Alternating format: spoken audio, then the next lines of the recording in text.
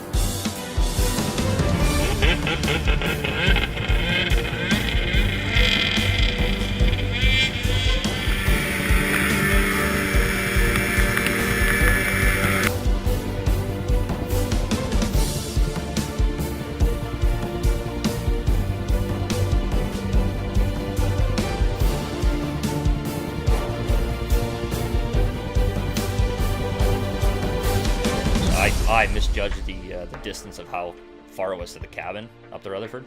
It was an extra about 20 minutes than what I had calculated, so that set us back there an extra couple hours, just with the distance. And as well, we only had one sled and one timber sled, so we had three of us on one sled, with Chris driving, and Chris is a lunatic when it comes to driving a snowmobile, so we were just hanging on for dear life trying to get up there. And then Matt came afterwards, and unfortunately we only had time to bring those people to the top, and we didn't even get to the top. We only got to basically that gladed area. So that was the main constraint, was time and just not having enough machines to get everyone up.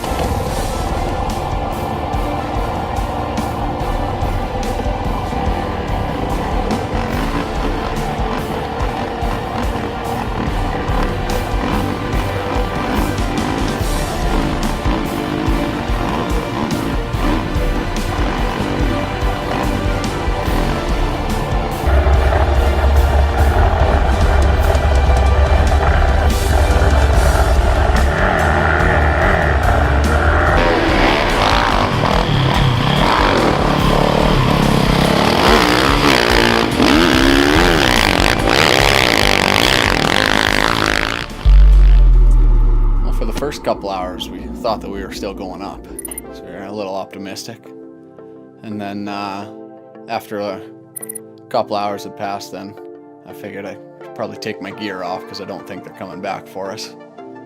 And so we just kind of hung out and find ways to pass the time and make the best of the base of the hill. So we figured, being from Saskatchewan, probably play some beer darts, but didn't have any beer darts, so thankfully I brought a hatchet, so we just started throwing the hatchet at the cans and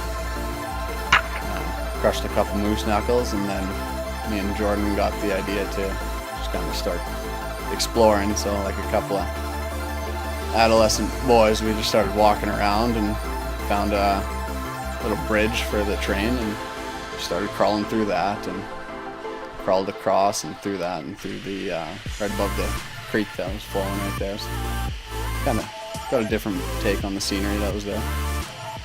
And then we had an old wooden toboggan too that we had waxed that morning, so we figured we'd hike up.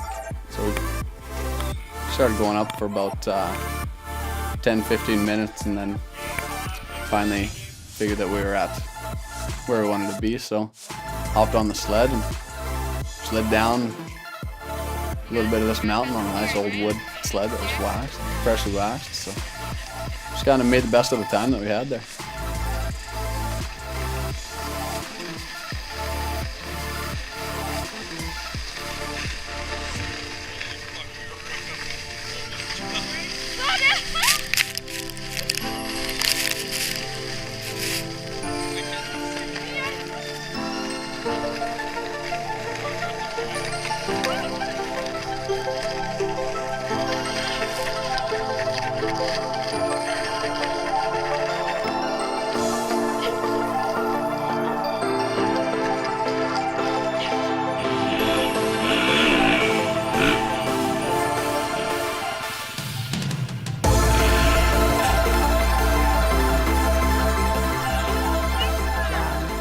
Yeah, like I know myself, I ended up getting concerned like near the end of the day. I was like, okay, these, the rest of the crew's been gone for a long time. Like we haven't heard from them at all.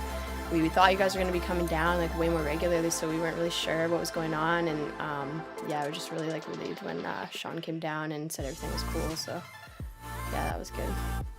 Funny stories, but half of them stayed at the bottom and just sort of drank some moose knuckles and made a day of the bad situation. And hats off to everybody. Like we came down, we thought everyone was gonna be just pissed, but everyone was high-fiving and having a good time. And thank God they were still talking. Let's get a beer, oh man. Hey, check it out. Moose Knuckle, official sponsor of Exodus. Get it in ya.